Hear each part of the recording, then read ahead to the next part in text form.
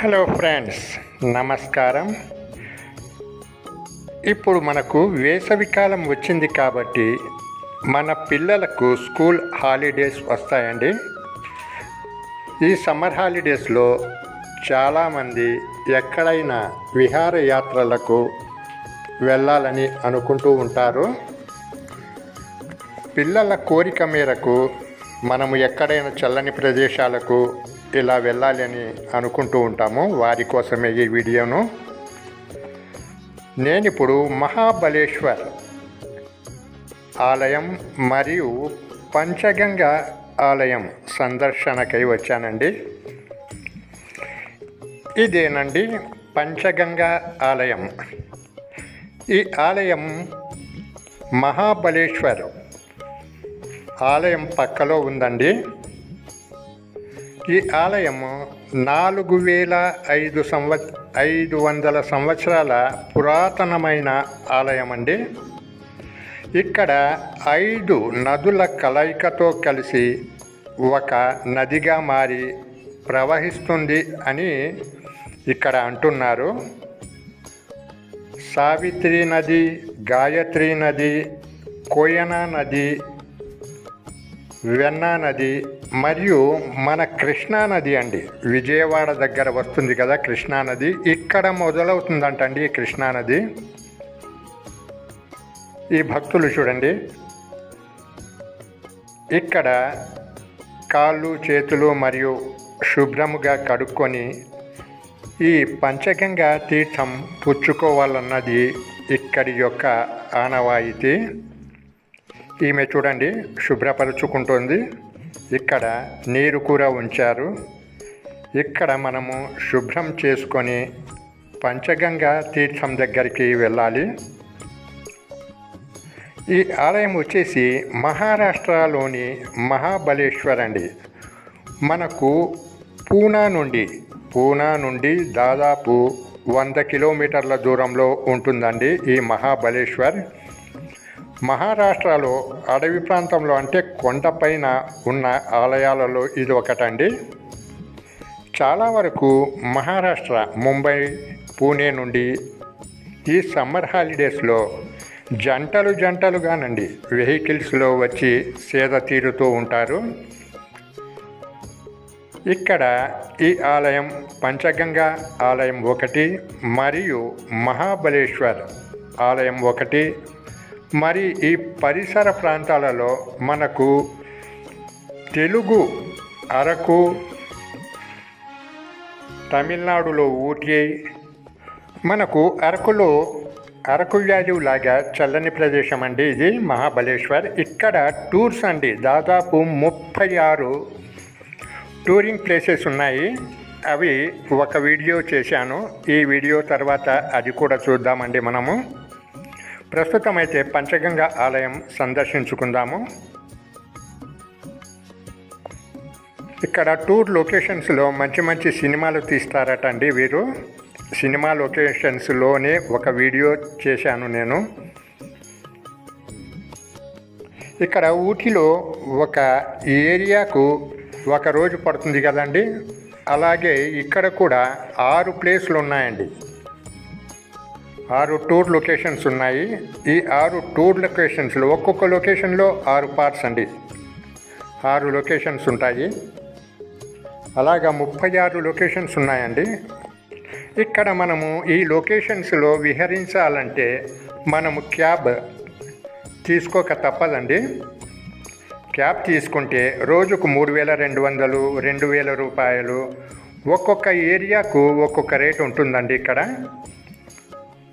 ఒక ట్యాక్సీ 3200 రూపాయలు, 1800 నుంచి మొదలవుతుందండి. ఆ వీడియో కూడా తర్వాత చూద్దాము.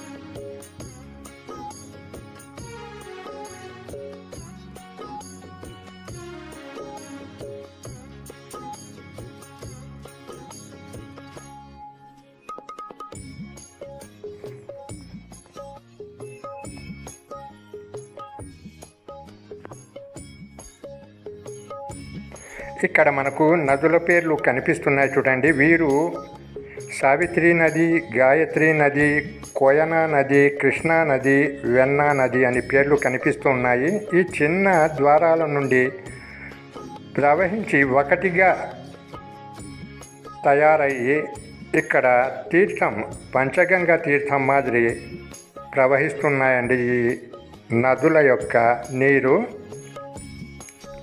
చూడండి, చిన్న చిన్న ద్వారాల నుండి బయటకు వచ్చి ఏకమై పంచగంగా నదిగా ప్రవహిస్తున్నాయి. ఇవి ఇక్కడికి తీర్థం, పంచగంగా తీర్థం మాదిరి మనకు అందిస్తున్నారు.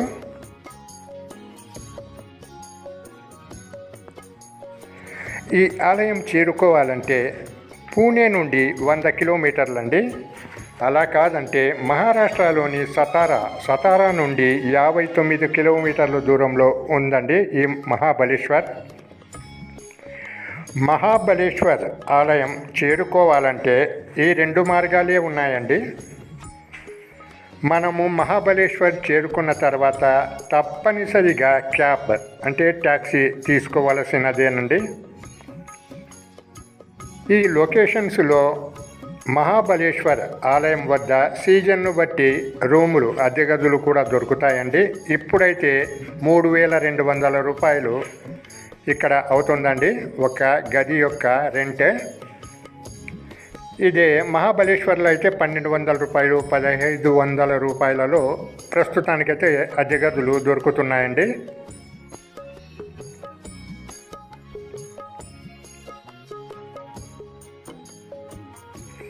ఇక్కడైతే సినిమాలు తీసే లొకేషన్స్ కూడా ఉన్నాయండి. సినిమాలు తీశారు. మనకు కృష్ణానది ఇక్కడి నుండే బయలుదేరుతుందండి. ఇక్కడ మొదలై మనకు విజయవాడ వచ్చేసరికి చాలా పెద్దదిగా నది కనిపిస్తుందండి కృష్ణానది. ఆ కృష్ణానది కూడా మొదలయ్యేది ఇక్కడ మీకు మరో వీడియోలో చూపిస్తానండి.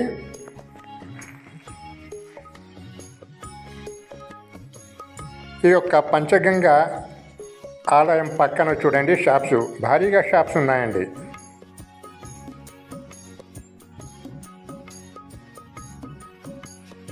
ఈ పంచగంగా ఆలయం పక్కనేనండి మహాబలేశ్వర్ ఆలయం ఉంది. మనము 2 కలిపి తీస్తే దాదాపు 20 నిమిషాల విడివిగా తయారవుతుందండి వీడియో. 20 నిమిషాల వీడియో అంటే ఎవరు చూడటం లేదు కాబట్టి నేను 2 భాగాలుగా విభజించి చేస్తున్నాను ఈ వీడియో.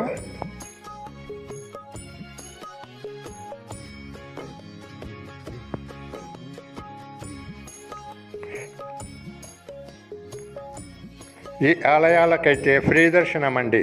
టోకన్స్, టికెట్స్ అయితే లేవు. మరో వీడియోతో మరోసారి కలుసుకుందామండి. నమస్కారం. జై హింద్.